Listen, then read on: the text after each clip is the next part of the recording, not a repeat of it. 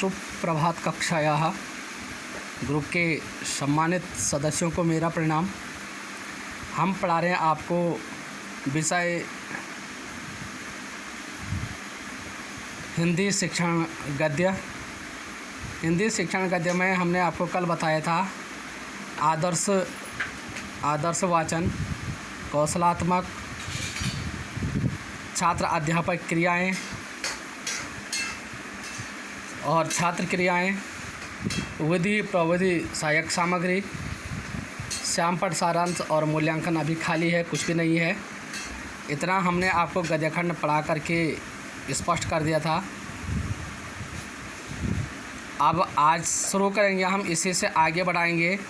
आपका भाग 4 होगा ये। तो ये है कठिन शब्दोच्चारण अभ्यास।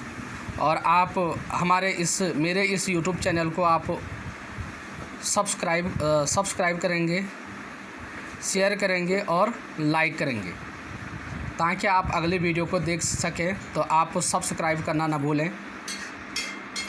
तो आज है कठिन शब्दोच्चारण अभ्यास। तो जो शिक्षण बिंदु है हमारा शिक्षण बिंदु में होगा कठिन शब्दोच्चारण अभ्यास, यानी कठिन शब्दों का उच्चारण सहित अभ्यास करना। और जो ये शिक्षण लक्ष्य ऑब्लिक व्यावहारिक उद्देश्य है ये होगा कौशलात्मक। तो कौशलात्मक क्या है कि छात्र अपनी उच्चारण क्षमता का विकास करते हैं। छात्र अपनी उच्चारण क्षमता का विकास करते हैं, क्योंकि कठिन शब्दोच्चारण अभ्यास में छात्र अपनी उच्चारण क्षमता का विकास करते हैं। और जो ये छात्र अध्यापक क्रियाएं हैं, छात्र अध्यापक क्रियाओं में छात्र अध्यापक छात्रों से पठित गद्यांश के कठिन शब्दों का शुद्ध उच्चारण अभ्यास कराता है। तो यहाँ पर जो छात्र अध्यापक हैं तो ये करते क्या है, जो गद्यखंड आता है, गद्यखंड के जो कठिन शब्द होते हैं तो उन कठिन शब्दों का तो छात्र अध्यापक छात्रों से पठित गद्यांश के कठिन शब्दों का शुद्ध उच्चारण अभ्यास कराता है। तो ये है हमारा छात्र अध्यापक क्रियाएं, जो छात्र अध्यापक क्रिया होती है। और जो छात्र क्रियाएं हैं, छात्र क्रियाओं में आता है छात्र स्पष्ट तथा शुद्ध उच्चारण का अभ्यास करते हैं। छात्र स्पष्ट तथा शुद्ध उच्चारण का अभ्यास करते हैं, क्योंकि जब छात्र अध्यापक छात्रों को कठिन शब्दों का शुद्ध उच्चारण अभ्यास कराता है तो छात्र क्या करते हैं, छात्र स्पष्ट तथा शुद्ध उच्चारण का अभ्यास करते हैं। ये है छात्र क्रियाएं। और यहाँ पर जो विधि प्रविधि सहायक सामग्री है तो ये है अभ्यास विधि पूर्ण विराम। जब पढ़ रहे थे तब स्पष्ट वाचन विधि था, और अब जब शुद्ध उच्चारण का अभ्यास कर रहे हैं अब है अभ्यास विधि पूर्ण विराम। और श्यामपट्ट सारांश।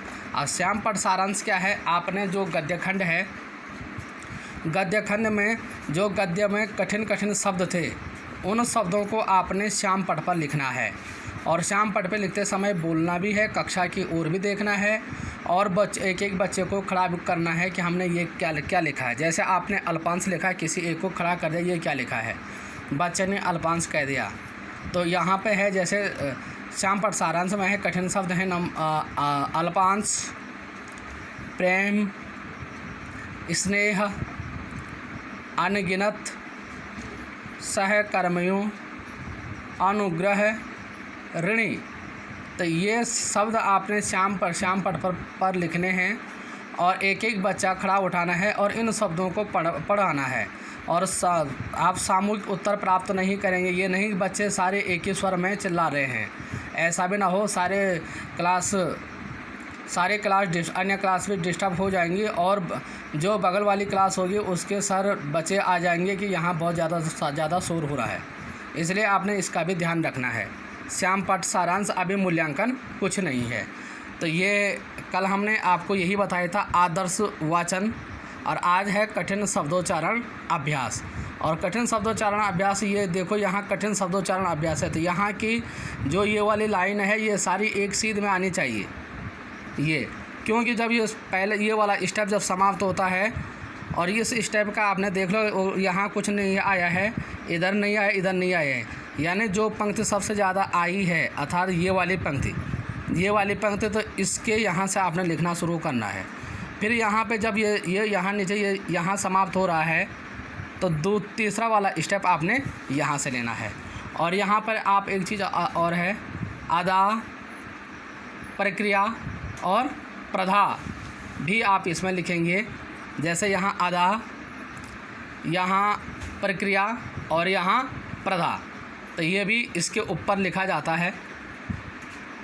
अब ये बात आती है बाकी से, जहाँ जो भी कमियाँ रहेंगी आप नहीं समझ पाएंगे उसको हम क्लास में बता देंगे, चिंता न करें। अब इसके बाद का आता है सस्वर वाचन। जो कठिन शब्दोच्चारण अभ्यास का अर्थ यही होता है कठिन शब्दों का उच्चारण कराना। तो जैसे कौशलात्मक हमने अपना लिखा अंडरलाइन मारा है, ये आदर्श वाचन अंडरलाइन मारा है, और साफ लिखना है आपने। ये स्वयं मेरा बना अपने हाथ से बनाया हुआ लेसन प्लान है। ये मत सोचना किसी दूसरा का उतार के बोल रहे होंगे, क्योंकि अपने हाथ से पहले आदेश मेरे लिए दाएं पुर 1 2, आपको पता है पहले आदेश हमारे लिए होता है, फिर हम आपके लिए कहते हैं।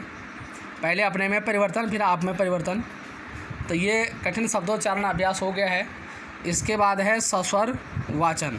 सस्वर वाचन का अर्थ होता है स्वर सहित वाचन। स्वर सहित वाचन। जो शिक्षण बिंदु है, अब शिक्षण बिंदु में आएगा सस्वर वाचन अर्थात स्वर सहित वाचन। सस्वर वाचन में शिक्षण लक्ष्य ऑब्लिक व्यावहारिक उद्देश्य में आएगा कौशलात्मक।